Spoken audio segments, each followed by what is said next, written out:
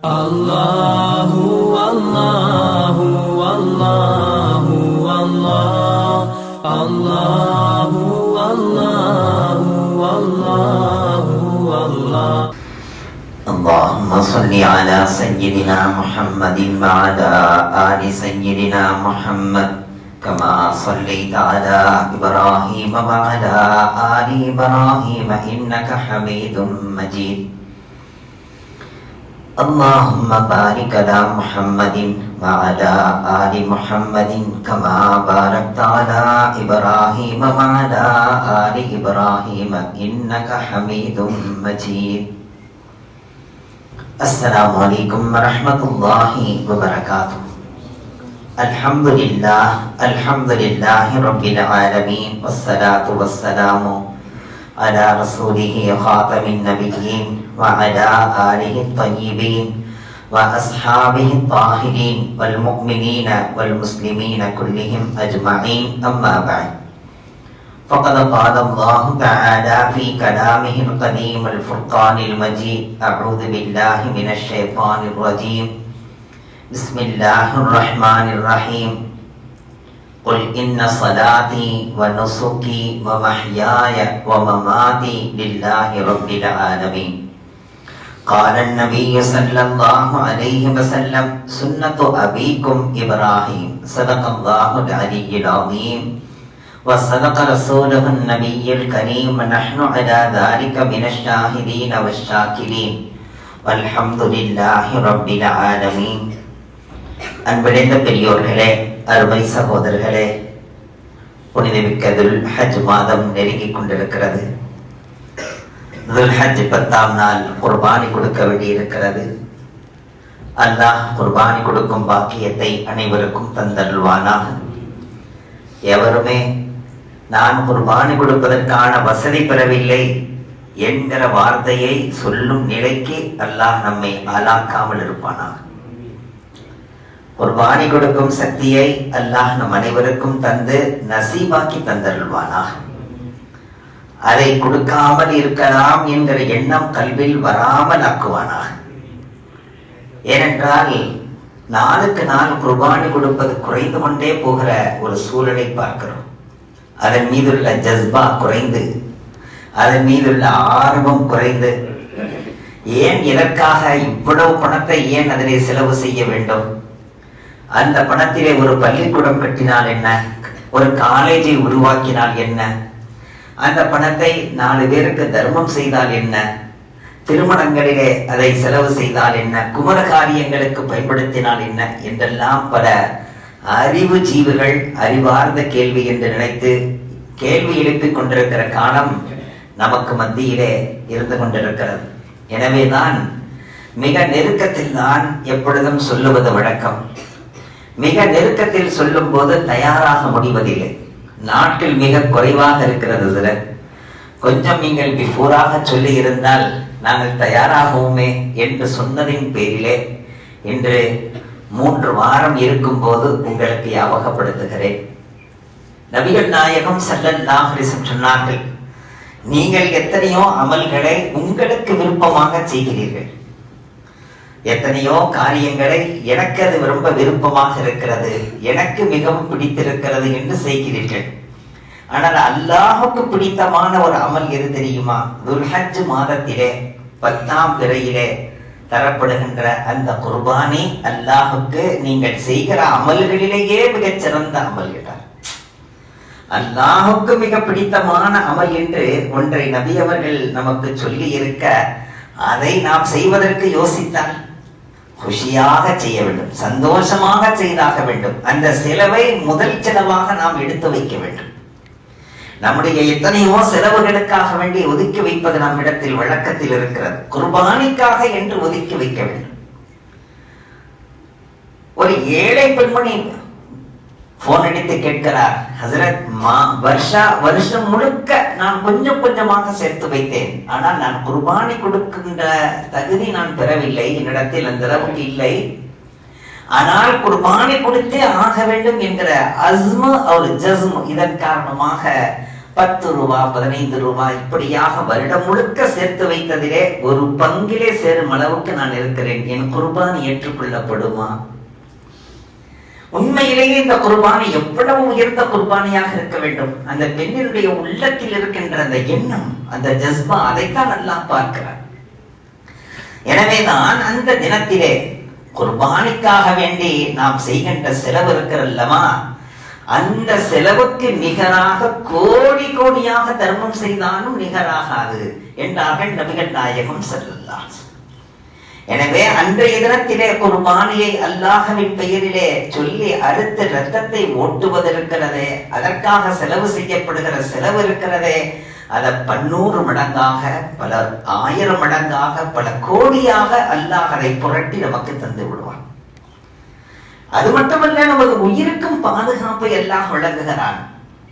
தீய மரணங்களிலிருந்து அல்லாஹ் பாதுகாப்பை தருவான். உள்ளத்திலே நிராசை ஏற்பட்டு ஹுத்கஷி என்கிறோமே, தற்கொலைகள், அந்த நிலைக்கு அவனை அல்லாஹ் ஆளாக்காமல் பாதுகாப்பான். அல்லது கொலை போன்ற ஏதேனும் கடுமையான மரணங்கள் ஏற்படாமல் பாதுகாப்பான். பயங்கரமான விபத்துகள், ஆபத்துகள், கீழே விழுந்து மரணித்தல், இதிலிருந்தெல்லாம் அல்லாஹ் பாதுகாப்பான். இன்னும் சொல்ல போனால் தீர்க்க முடியாத நோய் நொடிகளை கொண்டு அல்லாஹ் சோதிக்க மாட்டான். இவ்வளவும் இருக்கிறது அந்த குர்பானியிலே. அது மட்டுமல்ல, நபிகள் நாயகம் ஸல்லல்லாஹு அலைஹி வஸல்லம் சொன்னார்கள், நாளை கியாம நாளையிலே சிராத்துல் முஸ்தகீம் பாலத்தை கடப்பதற்கு நீங்கள் தருகின்ற குர்பானி தான் அங்கே வந்து நிற்கும். அந்த ஜீவன் வந்து அங்கே நிற்கும். ஆடுகள், மாடுகள், ஒட்டகங்கள் வந்து நிற்கும் என்றார்கள். எனவே அதற்கு நல்ல தீவனம் கொடுத்து நல்ல உறுதிப்படுத்துங்கள் என்றார்கள். அதை கொடு என்றாக்குங்கள். சிராத்துல் முஸ்தகீம் பாலத்தை கடக்க வேண்டி இருக்கிறது என்றார்கள். எனவே விலை குறைவாக மலிந்த எலும்பு தோளுமாக இருக்கக்கூடியதை பணங்காசுகளுக்கு சுற்றி அதை நீங்கள் வாங்காதீர்கள். நல்ல குலுகுலை என்ற வாகனத்தை, குலுகுலை என்று இருக்கக்கூடிய அந்த ஜீவனை நீங்கள் வாங்குங்கள். ஆடுகளாக, மாடுகளாக, ஒட்டகங்களாக நீங்கள் குர்பானி கொடுங்கள் என்றார்கள். அது மட்டுமல்ல, நான் கியாம நாளிலே தராசு தட்டிலே உங்களுடைய நன்மை தீமைகள் நிற்கப்படும் போது எந்த ஒரு அமலுக்கும் இப்படி சொல்லப்படவில்லை. ஆனால் இதற்கு மட்டும் நீங்கள் குர்பானி கொடுக்கின்ற ஜீவன், ஆட்டினுடைய, மாட்டினுடைய, ஒட்டகங்களுடைய அந்த இரத்தம், சதை, அதனுடைய கொம்புகள், அதனுடைய தோல், அதனுடைய முடிகள், நகங்கள் அனைத்தும் அங்கே வந்து சேரும் என்றார். அனைத்தையும் அங்கே தராசிலே வைக்கப்படும். இன்னும் சொல்ல போனால் அதற்கு தரப்படுகின்ற தீவனம், அதற்கு தருகின்ற தண்ணீர், அது 3 நாட்கள், அந்த 3 நாட்களிலே, குர்பானி கொடுக்கும் நாட்களிலே அது போடுகின்ற புழுக்கைகள், சாணங்கள், அதை கூட அல்லாஹ் அங்கே தராசு தட்டிலே வைத்து நிறுத்து அவனுடைய அமல்களை அதிகப்படுத்துவான். இன்னும் அதிலே அதிகமாக வலுவூட்டி நபி அவர்கள் சொன்னார்கள், அந்த ஆடுகளாக இருக்கட்டும், மாடுகளாக இருக்கட்டும், ஒட்டகங்களாக இருக்கட்டும், குர்பானி கொடுக்கப்பட்ட பிராணி இருக்கல்லவா, அதை 70 மடங்கு கனமுள்ளதாக ஆக்கி அங்கே தராசு தட்டிலே கொண்டு வந்து வைக்கப்படும். 70 மடங்கு கனமுள்ளதாக ஆக்கி. இன்னொரு ஹதீஸிலே உஹது மலைக்கு என்ன கனமோ அந்த கனத்தை தரப்படும். உஹது மலை எவ்வளவு கனம் உள்ளது, அந்த கணத்தை குர்பானி கொடுக்கப்பட்ட பிராணிக்கு தரப்பட்டு அதை கொண்டு வந்து தராசு தட்டிலே வைத்து உங்களுடைய நன்மையை அதிகரிக்கப்படும். அப்படிப்பட்ட ஒரு அமலை நாம் விடலாமா? ஃபாத்திமா என்று அழைத்தார். அப்பா ஜான், மகளே, குர்பானி கொடுக்கின்ற பிராணிக்கு பக்கத்தில் போய் நீ. ஏனென்றால் அந்த குர்பானி பிராணியினுடைய இரத்தத்தின் சொட்டு பூமியிலே விழுவதற்குள்ளாக உன்னுடைய எல்லா பாவங்களும் மன்னிக்கப்பட்டு உன்னுடைய குர்பானி கபூலாகிவிடும் என்றார். உடனே ஃபாத்திமாவுக்கு உள்ளத்திலே, நபியவர்களின் மகள் அல்லவா, நபியவர்களுடைய லக்த ஜிகர் அல்லவா, உடனே ஃபாத்திமா ரலியல்லாஹு அன்ஹா கேட்டார்கள், யா ரசூலல்லாஹ், இந்த சிறப்பு அஹ்ல பைத்துகளாக இருக்கக்கூடிய இந்த குடும்பத்துக்கு மட்டும் உரித்தானதா, இல்லை கியாம நாள் வரையிலும் முஃமின்கள் அனைவருக்கும் உரித்தானதா? எந்த அளவுக்கு கவலை வந்திருக்கிறது. உடனே நபி அவர்கள் சொன்னார்கள், நஹி நஹி, ये सबके लिए आम है சொல்லிட்டார். இது கியாம நாள் வரையிலும் அத்துணை முஸ்லிம்களுக்கு உரித்தானது. அஹ்ல பைத்துகளாக இருக்கிற நீங்கள் முதலில் அதற்கு தகுதியாகிறீர்கள். காரணம், இந்த அமலை முதலில் செய்கிறீர்கள் என் சொல்லை கேட்டு. அதற்கு அடுத்தடுத்து கியாம நாள் வரையிலும் அனைவருக்கும் தான் என்றார்கள் நபிகள் நாயகம் ஸல்லல்லாஹு. இந்த குர்பானி பிராணியை சந்தோஷமாக மகிழ்ச்சியாக அதற்காக செலவு செய்யப்படுகிற செலவை மிக குஷியாக நீங்கள் செய்யுங்கள். அந்த தகுதியை நீங்கள் பெற்றிருந்தும் கூட குர்பானியை நீங்கள் தரவில்லை என்றால் நீங்கள் ஈதுகாவுக்கு ஈது தொழுகைக்கே வர வேண்டாம் என்றார்கள் நபிகள் நாயகம் ஸல்லல்லாஹு. எவ்வளவு கடுமையான வார்த்தை! அப்படி என்றால் என்ன தெரிகிறது அவர்களுக்கு? ஈதே கிடையாது. ஈது என்றாலே குர்பானி தான். ஈதுல் அல்ஹாவிலே அசல் இபாதத்தே குர்பானி தான். குர்பானி கொடுப்பதற்கான தகுதியை பெற்றிருந்தும் கூட குர்பானி கொடுக்கவில்லை என்றால், அங்கே பாத்திமாவை பார்த்து நபி அவர்கள் சொல்கிறார்கள் ரலியல்லாஹு அன்ஹா, பாத்திமா, நீ என்ன குர்பானி கொடுக்க போகிறாயோ அதற்கு பக்கத்தில் வா என்கிறார்கள். எங்கே குர்பானி கொடுக்கிறோம் என்றே தெரியவில்லை. எந்த நாட்டிலே குர்பானி கொடுக்கிறது என்றே நமக்கு தெரிவதில்லை. குர்பானி கொடுக்கிறார்களா இல்லையா என்றும் தெரிவதில்லை. அவர்களுக்கு பணத்தை கட்டிவிட்டு நாம் அமைதியாக விடுகிறோம். मेरे कुर्बानी हो गई, मैं तो पैसे बांध दिया. कहाँ भाई बांधे? कहाँ आपका कुर्बान? असम में, ओडिशा में, அசாமிலே ஒடிசாவிலே ஏழவாளிகள் இருக்கிறார்கள் என்பது உண்மை. ஆனால் குர்பானி நிறைவேறியதா, நிறைவேற்றப்பட்டதா என்ன நமக்கு ஊர்ஜிதம்? பணத்தை கட்டிவிட்டு நம்பிக்கையில் இருப்பதற்கெல்லாம் பெயர் குர்பானி அல்ல. எங்கோ குர்பானி கொடுக்கிறோம், மிக குறைந்த விலையிலே கிடைக்கிறதாம். எனவே நீங்கள் காசை கட்டுங்கள், நம்பிக்கையோடு கொடுங்கள். யாரை நம்புவது? யாரையுமே நம்ப முடியாத காலத்தில் வாழ்ந்து கொண்டிருக்கிறோம். யாரையும் நம்ப முடியவில்லை. மிக வேதனையான காலம்.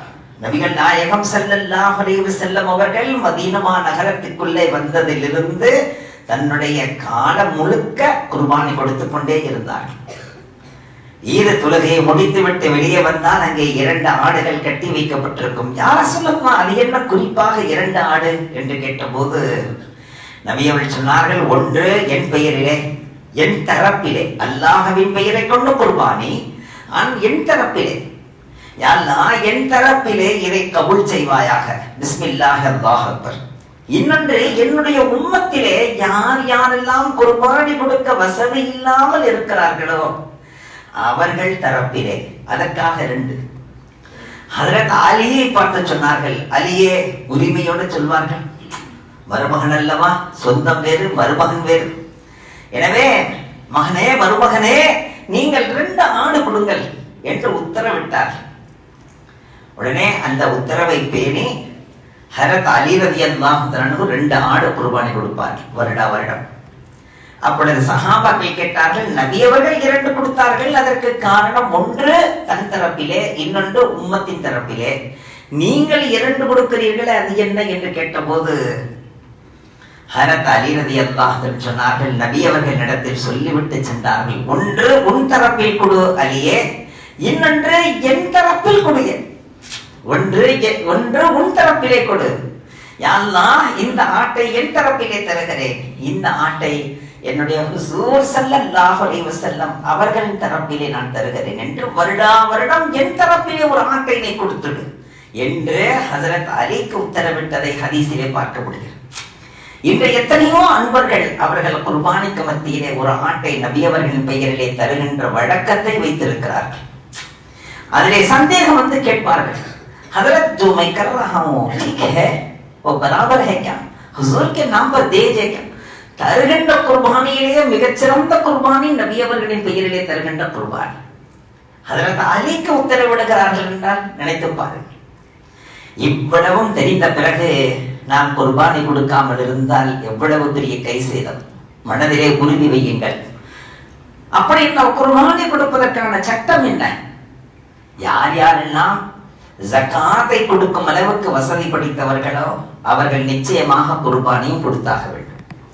சரி, ஜகாத் கொடுக்கும் அளவுக்கு வசதி இல்லை என்று யாரிடம் சொன்னால், தன்னுடைய அசல் தேவைகள் போக, குடியிருக்கிற வீடு, அவர் உடுத்துகின்ற உடைகள், அவருக்கான வாகனம், அவர் புழங்கக்கூடிய பாத்திரங்கள், இவைகள் எல்லாம் ஜரூரி ஹாஜாத், மிக நிர்பந்தமான, அவனுக்கு மிக அத்தியாவசிய தேவைகள், இது தவிர உள்ள வஸ்துகள் அதிகமாக இருந்து அதற்கான பணத்தை எவ்வளவு என்று கிரயம் போட்டால் அது 612 கிராம் வெள்ளி வாங்கும் அளவுக்கு இருந்தால் அவர் மீதெல்லாம் குர்பானி கொடுப்பது வாஜிப், கட்டாயம் கொடுத்தாக.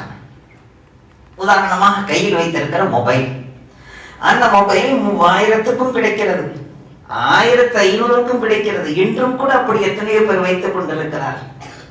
சின்னதா வச்சிருப்பாங்க, வர்ற போன் அட்டன் பண்ணணும், அவ்வளவுதானங்க என்பார்கள். இதுதான் ஹாஜத் அளவுக்கு வைத்திருப்பது.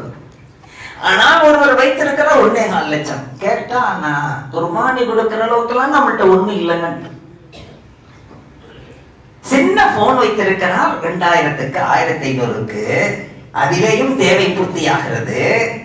ஆனால் அதையும் தாண்டி எத்தனை மடங்கு, 1 மடங்கா 2 மடங்கா 100 மடங்கு அதிகமாக வைத்திருக்கிறார். வாகனம், அல்ஹம்துலில்லாஹ், ஒரு வாகனம் அத்தியாவசிய தேவை. ஒரு வாகனத்துக்கு பல வாகனம் வைத்திருக்கிறார். இல்லைங்க, என்கிட்டலாம் ஒண்ணுதான் இருக்குன்னு சொல்றாரு. அந்த ஒரு வாகனத்துக்கு என்னங்க ரேட்டுன்னு கேட்டா 1.40 அப்படின்னு சொல்றாரு. இப்படி என்றால் அவர் தேவையை தாண்டி வைத்திருக்கிறார் என்று அர்த்தம். வீட்டில் வைத்திருக்கின்ற வஸ்துக்கள் ஜோடா என்று வைத்தால் ஹதீஸினுடைய அந்த பார்வையிலே, ஷரியத்தின் பார்வையிலே ஒரு மனிதனுக்கு அவசியமான ஜோடா உடைகள் என்று வைத்தால், உடுத்து இருக்கும் ஒரு உடை, அதை கலட்டினால் மாட்டுவதற்கான உடை, இதுதான் ஜோடா. ஒரு மனிதனுக்கு வாழ்வதற்கு இவ்வளவு இருந்தால் போதுமானதான். உடுத்தி இருக்கின்ற உடை, அதை கலட்டி துவைக்கப்பட்டால் இன்னொரு உடை, இதுதான் ஒரு காலத்திலே இருந்திருக்கிறது. ஆனால் இன்று நாம் அப்படியா வாழ்ந்து கொண்டிருக்கிறோம். டிரஸ் என்று வைத்தால் 40 ஷர்ட்டுகள் மட்டும், பேண்ட்டுகள் ஒரு 40-80 பேண்ட், எதை போடுறதுன்னு தெரியாம புத்தி பிரிஞ்சு போய் நிற்கிறோம். ஏதேனும் ஒரு நிகழ்ச்சிக்கு போறதா இருந்தா இதை போடுறதா, அதை போடுறதா, இதை போடுறதா, அதை போடுறதா, ஒண்ணுமே புரிய மாட்டேது. கடைசியாக மனதிலே அந்த நேரத்தில் எது இது பரவாயில்லை, இருக்கிறதுல இது பரவாயில்லை என்று எல்லாமே புதுசு. இப்படி அல்லாஹ் நம்மை வாழ வைத்துக் கொண்டிருக்கிற நேரத்தில் நம்ம குர்பானி கொடுக்கிற அளவுக்கு இல்லைங்கன்னு சொல்றது எவ்வளவு அசிங்கமாக இருக்கிறது, வெட்கமாக இருக்கிறது. ரப்புக்கு முன்னால் அப்படி சொல்வதற்கு. ரப்பு இவ்வளவு கொடுத்து நமக்கு நிம்மதியாக வாழ வைத்திருக்க. ஹஜ்ரத் இமாம் ஷாஃபி ரஹ்மத்துல்லாஹ் அவர்கள் சொன்னார்கள், உனது வீட்டிலே 3 வீடுகள் பூட்டுப்படும், 3 ரூமுகள் பூட்டு போடப்பட்டிருந்தால், வீடு ஒண்ணுதான், வீடு ஒண்ணுதான், அந்த வீட்டிலே 3 ரூமுகள் அடைக்கப்பட்டு சும்மா இருக்கு. யாராவது வந்தா பயன்படுத்துறது, இது என் மகளுக்குரியது வந்தா, இது என் மகனுக்குரியது வந்தா, இது மெஹ்மான்களுக்குரியது வந்தா, எல்லாம் 3 அறைகள் பூட்டப்பட்டிருந்தால் அந்த 3 அறைகளுக்கும் ஒரு கிரயம் விட்டு அவர் கட்டாயமாக ஜக்காத்தையும் கொடுத்தாக வேண்டும், அவர் குர்பானியும் கொடுத்தாக வேண்டும். இப்படி பார்க்க போனால் அனைவருமே குர்பானி கொடுக்க வேண்டிய நிலையில் தான் இருப்போம். ஆனால் நம்மை நாமே இந்த வருஷம் நான் குர்பானி கொடுக்கிற அளவுக்கு இல்லைங்கன்னு சொல்லி ஒரு வருடம் குர்பானி கொடுத்து கொண்டிருந்தவர் குர்பானி கொடுக்காமல் பின்வாங்கினால் அடுத்தடுத்து பல ஆண்டுகளுக்கு குர்பானி கொடுக்காமலேயே போய்விடும். ஆனால் எவ்வளவு சிரமங்கள் இருந்தாலும் இந்த அமலை நான் செய்தாக வேண்டும் ரப்பே, எனக்கு நசீபாக்கி விடு ரப்பே. எப்படியாவது ஒரு பங்கில் நாம் சேர முடியாதா? ஒரு மாட்டிலே 7 பங்கு என்றால் அதிலே ஒரு பங்கு கூட ஒரு ஆட்டுக்கு சமம் தானே. ஒரு பங்கில் நாம் சேர முடியாதா? இன்று நாம் நினைத்தது போன்றா இருக்கிறது. ஒரு துணியை பார்க்கிறார், டிஷர்ட் எவ்வளவு கேட்கிறார், 1500. இதை விட பிராண்டடு அப்படின்னு, பிராண்டட் இருக்கு 3000, பரவாயில்ல கொடுங்க. பிராண்டனுடைய விதியிலே மதிமயங்கி போய் எல்லாவா கிடக்கிறோம். பிராண்டட் பிராண்டட் என்று கடகடையா ஏறி இறங்கி, இவர் கேட்கிற பிராண்டு தான் இல்ல, மற்ற எல்லா பிராண்டுமே இருக்கு. அந்த பிராண்டுக்காக 10 கடை ஏறி இறங்குறாரு. அல்லாஹ் அவ்வளவு தந்திருக்கவும் தானே ஏறி இறங்குறாரு. அல்லாஹ் அந்த அளவுக்கு தரலன்னு சொன்னா இருக்கிறத ஒண்ணு போடுங்க சொல்லிடுவாரா இல்லையா? இருக்கு கையில, கைவசம் எல்லாம் தந்திருக்கிறான். அதனால நாம நினைச்ச பிராண்டு கிடைக்கிற வரைக்கும் விடுறது இல்லைன்னு போறோமா இல்லையா? அதற்கு எவ்வளவு பணமானாலும் பரவாயில்லை என்று நாம் இறங்கி விடுகிறோமா இல்லையா? எல்லா வஸ்துகளுமே கடுமையான பணத்துக்கு தானே விற்கப்படுகிறது. காலுக்கு போடுகின்ற ஷூவிலிருந்து அவன் உடுத்துகிற உடை எல்லாமே காஸ்ட்லி ஆகிவிட்டது. அனைத்தையும் காஸ்ட்லி என்று விட்டு விடுகிறோமா? ஆனால் செலவு செய்யப்படுகிற செலவிலேயே மிக உயர்ந்தது, மிக காஸ்ட்லியானது எது? சுன்னத்து அபீக்கும் இப்ராஹிம், உங்களுடைய தந்தை இப்ராஹிம் அலைஹிஸ்ஸலாத்து வஸ்ஸலாம் அவர்களது சுன்னத்தான இந்த அமல்களிலேயே மிகச் சிறந்த அமல். அதற்காக இப்பொழுதே தயாராக வேண்டும். இன்னும் 20 நாட்கள் இருக்கிறது. இந்த 20 நாட்களுக்குள்ளாக உள்ளத்தை ஓர்மைப்படுத்தி, உறுதிப்படுத்தி, சந்தோஷமாக, சங்கடமாக இருக்கக்கூடாது. சரி, இந்த குர்பானி என்கிறோமே, இந்த குர்பானிக்கு என்ன அர்த்தங்க என்று கேட்டால், இதன் மூலமாக குர்பியத் என்ற இறை நெருக்கம் கிடைக்கிறது என்று எழுதுகிறார்கள். ஆனால் உண்மையிலே குர்பானி क्या है? குர்பானினா என்னன்னு கேட்டா, अपने से अपने मन की चीज को दूसरों के लिए तरजीह करना, அதான் குர்பான். தனக்குள்ளதை தன்னை விட மிக தேவையுள்ளவர்களுக்கு தன்னையே, தன்னிடத்தில் உள்ளதையே பிறருக்கு முற்படுத்துவது, முக்கியப்படுத்துவது, அதற்கு பேர் தான் குர்பான். அழகான செடி கொடிகள் வளர்கிறது, காத்திருக்கிறது என்னை சாப்பிடுவதற்கு ஏதேனும் கால்நடை வராதா என்று. தனக்குள்ளதை கால்நடைகளுக்காக அது தர்ஜீ செய்கிறது, முற்படுத்துகிறது, முக்கியத்துவம் தருகிறது. ஆடு மாடுகள் எல்லாம் அந்த செடி கொடிகளை சாப்பிட்டு விட்டு தயார் நிலையில் இருக்கிறது. யாருக்காக? மனிதனுக்காக தர்ஜீ தருவதற்கு. மனிதன் அதை சாப்பிடுகின்றான், தொழுகின்றான், வணங்குகிறான், இபாதத் செய்கிறான், நல்ல உடல்நலத்தோடு இருக்கிறான். இப்பொழுது மனிதன் தன்னை போன்ற சக மனிதனுக்கு குர்பானியாகிறான். என் தலைவனுக்காக என் ரூஹையை தருவுங்க, அவருக்காக எல்லாத்தையும் தருவுங்க, நான் தியாகம் செய்ய தயாரா இருக்கேன்னு சொல்றான். தன்னை, தனக்குள்ளதை பிறருக்காக வேண்டி தர்ஜீ செய்வதற்கு பெயர் தான் குர்பான். இப்பொழுது அல்லாஹ் சொல்லுகின்றான், ஓ மனிதனே, நீ உன்னை போன்ற சக மனிதனுக்கு குர்பானியாக இருக்கிறாயே, இவைகள் அனைத்தையும் தந்த நான் இருக்கிறேன், எனக்கு நீ அனைத்தையும் குர்பானியாக்கி விடு. உன்னை, உன்னிடத்தில் உள்ளதை அனைத்தையும் எனக்காக நீ தர்ஜீ செய், எனக்கு நீ முற்படுத்து. அல்லாஹ் சொன்னான், குல், சொல்லுங்கள் நபியே, இன்ன ஸலாத்தி வனுசுகி வமஹ்யாய வமமாதி லில்லாஹி ரப்பில் ஆலமீன். இதுதான் அசல் ஃபல்சஃபா. யா அல்லாஹ், நான் தொழுகின்ற தொழுகையாக இருக்கட்டும், நான் அறுக்கின்ற அறுப்பாக இருக்கட்டும், குர்பானியாக இருக்கட்டும், என் வாழ்க்கை, நான் மரணித்தல், நான் ஜீவித்திருத்தல், அந்த ஜீவியத்துக்கும் மரணத்துக்கும் மத்தியில் உள்ள அனைத்துமே லில்லாஹி ரப்பில் ஆலமீன், எல்லாமே அல்லாஹுக்கு தான் என்று அல்லாஹுக்காக தர்ஜீ செய்வது, தன்னை பிற்படுத்தி அல்லாஹ்வை முற்படுத்துவதற்கு பெயர் தான் குர்பான். கடந்த வார ஜும்ஆவிலே உங்களுக்கு ஒரு செய்தியை சொன்னேன். கால் நடக்க முடியாத ஒரு ஜப்பானி, அவர் தேய்த்து கொண்டே வந்தார். 15 ஆண்டுகளாகி விட்டது நான் வீட்டை விட்டு புறப்பட்டு நான் ஹஜ்ஜுக்கு போய் கொண்டிருக்கிறேன் என்று ஹஜ்ரத் ஜுனைதுல் பக்தாதி ரஹ்மத்துல்லாஹி இடத்திலே சொன்ன செய்தியை சொன்னேன். அங்கே மினாவிலே கல் எரிந்த பிறகு குர்பானி கொடுக்க வேண்டும். அந்த இடத்திலே ஒரு கூட்டமாக இருக்கிறது. ஹஜ்ரத் ஜுனைதுல் பக்தாதி ரஹ்மத்துல்லாஹி கேட்கிறார்கள், என்ன கூட்டமாக இருக்கிறது, என்ன விஷயம்? இல்லை, இங்கே உள்ளே ஒருவர் இறந்து விட்டார், அவர் கால் ஊனமாக இருக்கிறார், அவர் எங்கிருந்து வந்தவர், யார் என்று தெரியவில்லை, இறந்திருக்கிறார் என்று ஹஜ்ரத் ஜுனைதுல் பக்தாதி ரஹ்மத்துல்லாஹி எட்டி பார்த்து விட்டு சொன்னார்கள், இவர் அவர்தானே, என்னை கடந்து சென்றாரே, என்னை கடந்து சென்றார், இவர் தானே 15 ஆண்டுகளாக புறப்பட்டு வந்தவர், இங்கே இறந்து விட்டாரா? கல் எறிந்தாரா? கல் எறிந்தார். பிறகு என்ன ஆனது, ஏதேனும் சொன்னாரா? கல் எறிந்த பிறகு ரப்பிடத்திலே சொன்னார், ரப்பே, குர்பானி கொடுக்க வேண்டும், குர்பானி கொடுக்க என்னிடத்தில் ஏதும் இல்லை, மேரி ஜான் தேரே ராஸ்தே பர் குர்பான் கர்த்தா ஹூம். குர்பானி கொடுப்பதற்கு எதுவுமே என்னிடத்தில் இல்லை, இருப்பது என் உயிர் மட்டும்தான், அதை உனக்காக குர்பானி கொடுக்கிறேன் என்று சொன்னார். சத்தமிட்டு சொன்னார். நாங்கள் எல்லாம் கேட்டோம். ஆனால் அந்த வார்த்தையை சொன்ன மாத்திரத்தில் அல்லாஹ் அந்த குர்பானியை கபூல் செய்து கொண்டான். தன்னுடைய உயிரை, தனக்கு பிரியமானதை அல்லாஹுக்காக தர்ஜீ செய்வதற்கு பெயர் தான் குர்பான்.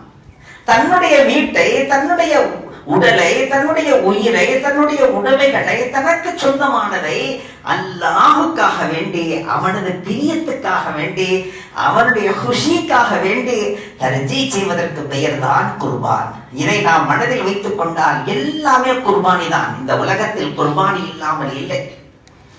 ஹஜ்ரத் அபூபக்கர் சித்தீக் ரலியல்லாஹு அன்ஹு அழுகிறார்கள். வெளியே வந்த போது சஹாபாக்கள் கேட்டார், ஏன் இப்படி குமுறி குமுறி அழுகிறீர்கள்? வேறொன்றும் இல்லை, நபியவர்களுக்கு கொஞ்சம் பணம் தேவைப்படுகிறது, அதை என்னிடத்தில் இருக்கிறது. நான் என் சட்டையை கலட்டி மாட்டும் போது நபியவர்கள் உரிமையோடு எடுத்துக்கொள்ள வேண்டும் என்று ரப்பிடத்தில் கேட்டு வந்தேன். நபியவர்களிடத்தில் பண தேவை இருக்கிறது என்று சொல்லி நாம் எடுத்து தரக்கூடாது, உரிமையாக நபியவர்களே எடுத்துக்கொள்ள வேண்டும். யாரெல்லாம் அந்த உரிமையின் எண்ணத்தை நபியவர்கள் சிந்தனையிலே போடுறப்பே என்னிடத்தில் கேட்கும்படி ஆக்கி விடாது, உரிமையாக எடுத்துக்கொள்ளும்படி ஆக்கு. ஏனென்றால் நானும் என்னிடத்தில் உள்ள சொத்து செல்வங்களும் நான் பெற்றெடுத்த மகனும் என் குடும்பம் எல்லாமே ஹுசூர் பர் குர்பான், நபியவர்கள் மீது குர்பான். எப்படி கதீஜாமா சொன்னாங்க, யா ரசூலல்லாஹ், நான் உங்களுக்கு மனைவியாக ஆகிவிட்டேன், நான் மட்டுமா உங்களுக்கு குர்பான்? இதோ நான் வைத்திருக்கிற காசு பணங்கள் எல்லாவற்றையும் உங்களது காலிலே வந்து போடுகிறேன் என்று நபியவர்களது காலிலே போட்டு மைவே குர்பான் மேரே ஜான் மால் சப் குர்பான் ஆப்கே பாவ் கே நீச்சே, கால்ல கீழே போட்டுட்டு சொன்னாங்க, உங்கள்கிட்ட நான் கை நீட்டி வாங்கலாம், ஆனா நீங்க என்கிட்ட தேவையாயிடக்கூடாது, நீங்க தான் செல்வந்தரா இருக்கணும், உங்களை தழுவித்தான் நான் வாங்கணும். எந்த ஒரு வாழ்க்கை என்பது என்ன என்கிற தத்துவத்தை காட்டினார். ஒரு பெண்ணிடத்தில் பணக்காசுகள் இருக்கலாம், ஆனால் கணவனை தழுவி வாழக்கூடிய பெண் தான் அவள் நிம்மதியாக வாழ முடியும் என்று காட்டி, எந்த ஒரு பெண்ணாக இருக்கட்டும் தன் கணவனிடத்திலே நானும் உங்களுக்கு குர்பான், என்னிடத்தில் உள்ளதெல்லாம் உங்களுக்கு குர்பான் என்கிற வருகிற போதுதான் அந்த குடும்பம் நிம்மதியாக இருக்கும் என்பதையும் காட்டுகிறார். ஹரத் அபூ தல்ஹா ரலியல்லாஹு அன்ஹு அவர்களை பார்க்கிறோம். நபி அவர்கள் சொன்னார்கள், அபூ தல்ஹாவை, அபூ தல்ஹாவினுடைய மனைவியை சுவனத்தில் நான் பார்த்தேன். மெஹராஜுக்கு சென்ற போது அபூ தல்ஹாவினுடைய மனைவியை நான் சுவனத்திலே பார்த்தேன் என்றார். சஹாபாக்கள் கேட்டார்கள், என்ன ஸ்பெஷல் என்று கேட்டார். வேறொன்றும் இல்லை, அவருடைய குழந்தை இறந்து விட்டது. அபூ தல்ஹா ரலியல்லாஹு தன்னுடைய குழந்தை இறந்து விட்டது. இறந்த அன்றுதான் அவரது கணவர் நீண்ட நெடு நாட்கள் வெளியே சென்றிருந்தவர் வந்தார். இறந்த செய்தியை சொன்னால் நீண்ட நாட்களுக்கு பிறகு வருகின்ற கணவர் பல்வேறு கற்பனைகளிலே வருவார். அவரது ஆசைகளை எல்லாம் பூர்த்தி செய்ய வேண்டும். அதுவரையிலும் குழந்தை இறந்த செய்தியை சொல்லக்கூடாது என்று குழந்தையை குளிப்பாட்டி அழகான ஆடை அணிவித்து தொட்டிலே படுக்க வைத்து விட்டு தன் கணவனுடைய எண்ணங்களை எல்லாம் பூர்த்தி செய்த பிறகு கடைசியாக சொன்னார், ஒரு அமானிதம் யாரேனும் கொடுத்து வைத்து திரும்ப கேட்டால் தந்து விட வேண்டுமா, இல்லை மறுக்கலாமா? அது எப்படி மறுக்கலாம்? அமானிதம் தந்தவர் கேட்டால் கொடுத்துத்தானே விட வேண்டும். அப்படித்தான் அல்லாஹ்வும் நமக்கு அமானிதம் தந்தான், மீண்டும் அல்லாஹ்வே வாங்கிக் கொண்டான். குழந்தை இறந்து விட்டது என்று சொன்னார். நான் உங்களுக்கு குர்பான், உங்களுடைய எண்ணங்கள், சிந்தனைகள், உங்களுடைய ஆசைகள் அனைத்துக்கும் நான் குர்பான். எந்த அளவுக்கு குர்பான்? என் குழந்தை அல்லாஹ் எடுத்துக்கொண்டான், அதுவும் அல்லாஹின் பேரிலே குர்பான். இந்த உயர்ந்த தத்துவத்தை விளங்கிய பெண் என்கிற காரணத்தால் அல்லாஹ் அந்த பெண்ணை சுவனமாதையாக ஆக்கி, கணவனை மதித்தவர்கள், கணவனுக்காக கண்ணியம் தந்தவர்கள், தன்னை விட கணவனை முற்படுத்தி தர்ஜீ செய்த குர்பானை கொடுத்த பெண்கள் சுவனவாதிகள் என்று அல்லாஹ் காட்டினார். அல்லாஹ் நபி அவர்களுக்கு ஒரு ஆயத்தை இறக்கினான். நீங்கள் செய்கின்ற தர்மங்களிலேயே மிகச் சிறந்த தர்மம் எது தெரியுமா? உங்களுக்கு எது ரொம்ப பிரியமோ அதை நீங்கள் தர்மம் செய்யணும். நல்ல ஆயத்தர்கள். லன் தனாலுல் பிர்ர ஹத்தா துன்ஃபிகு மிம்மா துஹிப்பூன். நீங்க தர்மம் செய்றீங்க, ஓகே, அது நல்லதுதான். ஆனா தர்மத்திலேயே மிகச் சிறந்த தர்மம் எது தெரியுமா? உங்களுக்கு எது விருப்பமோ அதை நீங்கள் செய்ய வேண்டும். உடனே ஹரத் அபூ தல்ஹா ரலியல்லாஹு தஆலா பைருஹா என்கிற ஒரு தோட்டம் இருந்துச்சு.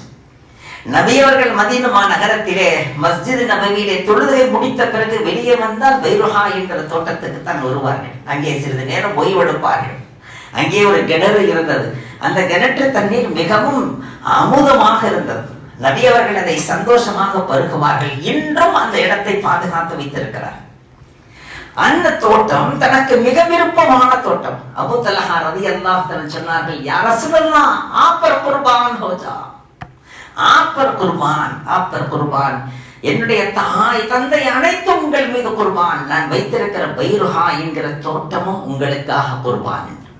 உடனே நபி அவர்கள் சொன்னார்கள், சரிதான், நீங்கள் அதை என்னிடத்தில் தருவது அதை நான் அல்லாஹ்வுடைய ரசூலுடைய பாதையிலே நற்காரியங்களுக்கு செலவு செய்வது சரிதான், ஆனால் அதை விட இன்னொரு குர்பானை நீங்கள் தருவீர்களா?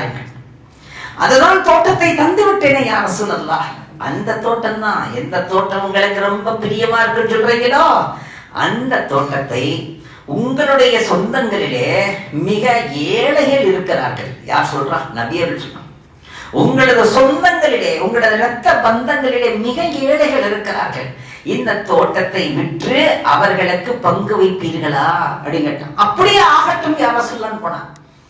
இன்னைக்கு அல்லாஹ் ரசூலுக்காக தரக்கூடியவர்கள் கூட உங்க ரத்த பந்தத்துல ரொம்ப ஏழையா இருக்காங்க தாங்கன்னா அதை நீங்க சொல்லக்கூடாது. நான் எதுக்கு தரணுமோ அதுக்கு வாங்கிக்கிங்க, இல்ல உங்களுக்கு வேணாமா ரிட்டர்ன் பண்ணிடுங்க. அவங்களுக்கெல்லாம் கொடுங்க, இவங்களுக்கு கூட நீங்க சொல்லாதீங்க. ஆனால் நபி அவர்கள் சொன்னார்கள் எனக்கு தருவது குர்பான் என்றால் அதே போன்று உங்கள் சொந்தங்களிலே பந்தங்களிலே இரத்த பந்தங்களிலே ஏழை எளியவர்கள் இருக்கிறார்கள், அவர்களையும் முற்படுத்துங்கள், அதுவும் குர்பானி தான் என்று அந்த தோட்டத்தை அவர்கள் சொந்தங்களிற்கே பங்கு வைத்து தர சொன்னார்கள்.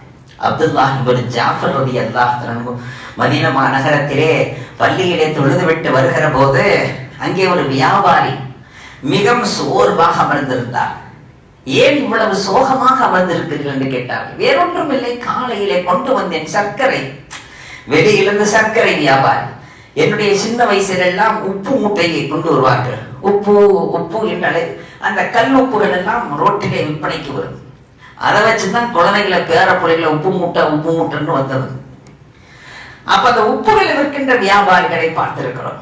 அதே போன்று சர்க்கரை விற்கின்ற வியாபாரிகள். அப்துல்லாஹ் இப்னு ஜாஃபர் ரலியல்லாஹு கேட்டார்கள், ஏன் சோகமாக இருக்கிறீர்கள்? இல்லை, சர்க்கரை கொண்டு வந்தேன், காலையிலே மூட்டையை இறக்கினேன் மதீனாவிலே, ஆனால் என்னவோ தெரியவில்லை, பகல் முழுக்க சுற்றி திரிந்தேன், ஒருவர் கூட சர்க்கரை வாங்கவில்லை. எனக்கு சர்க்கரை விற்பனையாகவில்லை என்பது ஒரு பக்கம் இருக்க, மீண்டும் நான் திரும்பி போகிற நேரத்தில் கொண்டு வந்த சுமையை மீண்டும் சுமந்த நிலையில் போகிறேனே, அந்த கவலையாக இருக்கிறது. உடனே சொன்னார்கள், எவ்வளவு இருக்கிறது சர்க்கரை? ஒவ்வொரு வீட்டுக்கும் தலா ஒவ்வொரு படி என்று நீங்கள் கொடுத்து விடுங்கள், மொத்த பணத்தையும் என்னிடத்தில் வாங்கிக் கொள்ளுங்கள். இதற்கு பெயர் தான் குர்பான். நான் சேமித்து வைத்த செல்வங்களை அல்லாஹ் ரசூலுடைய பாதையிலே தர்ஜீ செய்கின்ற தன்மை வர வேண்டும். முதலிலே குர்பானியிலிருந்து தொடங்குங்கள். அல்லாஹுக்காக வேண்டி குர்பானி கொடுப்பதிலே தனது பணம் செலவாக தொடங்கினால் பிறகு நமது பண காசுகள் அல்லாஹுக்கு பிடித்தமான அனைத்திலேயும் செலவாகிக் கொண்டே இருக்கும். அதற்கு பெயர் தான் குர்பான். अपने को छोड़कर दूसरों का तरजीह करना सीखो, वो दिल में आदत बनाओ, वो आदत कुर्बानी के जरिए से शुरू करो. இதைத்தான் நமக்கு குர்பானி என்று நமக்கு சொல்லித் தருகிறார். எனக்கு மிகவும் தாகமாக இருக்கிறது, ஏதாவது கொஞ்சம் கொண்டு வாருங்கள் அபூபக்கரை என்று சொன்ன போது ஹஜ்ரத் அபூபக்கர் சித்திக் ரலியல்லாஹு அன்ஹு வேகமாக சென்று ஒரு ஒட்டக ஓட்டி அங்கே ஒட்டகத்தை மேய்த்துக் கொண்டிருந்தார். அவரிடத்தில் கேட்டார்கள், கொஞ்சம் பால் கிடைக்குமா என்று. அவர் பால் கறந்து கொடுத்தார். அந்த பாலை கொண்டு வந்து நபி அவர்களுக்கு தந்தார்கள். இந்த நிகழ்வு எங்கே நடக்கிறது? மதீனா மாநகரம் போகின்ற போது, ஹிஜ்ரத் செய்கிற போது நடக்கிறது. இன்னும் மதீனா மாநகரம் வரவில்லை, நெருக்கத்தில் இருக்கிறது. அந்த நிலையிலே நபி அவர்கள் தாகமாக இருக்கிறது அபூபக்கரே என்று கேட்கிறார். நபி அவர்கள் தாகமாக இருக்கிறது என்று சொன்னாலே அங்கே கிடைப்பதற்கான வாய்ப்பு இருக்கிறது என்றுதான் அர்த்தம். உடனே சென்றார்கள், கொண்டு வருகிறேன் யா ரசூலல்லாஹ். கொண்டு வருவார்களா என்பதும் நிச்சயமில்லை, அங்கே இருக்குமா என்பதும் நிச்சயமில்லை. ஆனால் கேட்டதை யார்? ஹுசூர். அந்த ஹுசூர் கேட்டதற்காக நிச்சயம் நபி அவர்களுக்கு அல்லாஹ் தருவான். அங்கே ஒட்டக பால் கிடைத்தது, கொண்டு வந்தார்கள். யா ரசூலல்லாஹ் என்றார்கள். உடனே நபி அவர்கள் அதை வாங்கி குடிக்க ஆரம்பித்தார்கள். குடித்து முடித்தார்கள். ஹஜ்ரத் அபூபக்கர் சித்திக் ரலியல்லாஹு அன்ஹு சொன்னார்கள், நீங்கள் தாகத்துக்காக வேண்டி ஒட்டக பாலை பருகினீர்கள் யா ரசூலல்லாஹ். உங்களை பார்த்து கொண்டே இருந்து என் தாகம் தணிந்து விட்டது. நபி அவர்களுக்கு தர்ஜீ செய்தார்கள். தன்னுடைய குர்பானி நிறைவேறிவிட்டது. தனக்குள்ள தாகமே தீர்ந்து விட்டது. தாகமே இல்லை எனக்கு. எப்படி ஒரு தாய் தன் பிள்ளைகளுக்கு கொடுத்து தான் பசியாறி விடுகிறாள், தன்னுடைய பிரியமான நண்பனுக்கு தந்து தான் பசியாறி விடுகிறானோ, அதே போன்று நம் வாழ்க்கையிலே எந்த அமல்களாக இருந்தாலும் அதை நான் அல்லாஹுக்காக உட்படுத்துகிறேன். அடியார்களிலே மிக தேவையுள்ளவர்களுக்காக முற்படுத்துகிறேன், ஏழை எளியவர்களுக்காக முற்படுத்துகிறேன் என்று பிறரை தர்ஜீ செய்கின்ற தன்மை நம்மிடத்தில் வர வேண்டும் என்பதுதான் குர்பானியின் நோக்கம். அல்லாஹ் அந்த அமலை அனைவருக்கும் செய்கின்ற பாக்கியத்தை தந்தருள்வானாக. வஆஹிரு தஅவானா அனில் ஹம்துலில்லாஹி ரப்பில் ஆலமீன். அஸ்ஸலாமு அலைக்கும் வரஹ்மத்துல்லாஹி வபரகாத்துஹு.